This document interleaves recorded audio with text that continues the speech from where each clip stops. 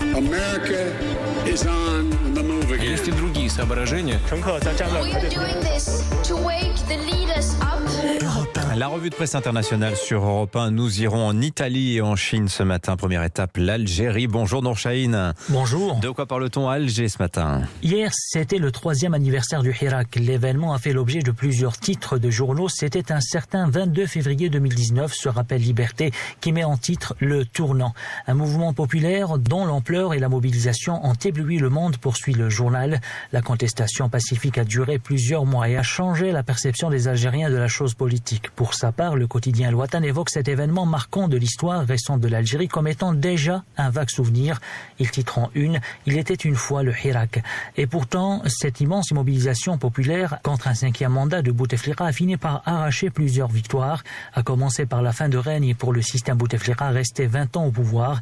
Les médias évoquent également le déclenchement de centaines d'enquêtes pour corruption qui ont conduit à l'arrestation de plusieurs hauts responsables, dont 2 anciens premiers ministres qui ont fini derrière les barreaux. Merci Nour Chahine. Direction Rome maintenant. Bonjour Antonino Gallofaro. Bonjour. À la une ce matin en Italie. Ces enquêtes qui révèlent combien le crime organisé contrôle les stations balnéaires et les plages italiennes. Les mains de la mafia sur le littoral romain. C'est le titre sans détour de la Repubblica. Le journal explique combien la 'ndrangheta, la mafia calabraise, a corrompu les dirigeants politiques d'Anzio et de Neptune au sud de Rome.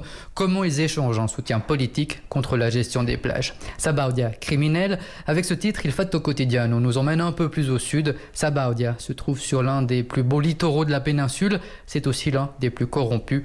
Le maire est impliqué dans un système criminel, écrit le Corriere della Sera, même système que près de Rome. Corruption et favoritisme gèrent les plages, selon Il Poste.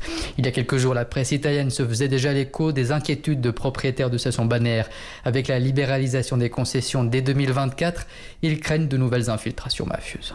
Merci Antonino. Direction la Chine pour terminer. Bonjour Sébastien Le Belzic. Bonjour. De quoi parle-t-on à Pékin ce matin? À la une de l'actualité en Chine, ces émissions de rencontres amoureuses à la télévision mettant en scène des personnes âgées. Le magazine Sixtone revient sur le succès d'une émission, Blind Date, dans laquelle des seniors au parler très cru font exploser l'audimat.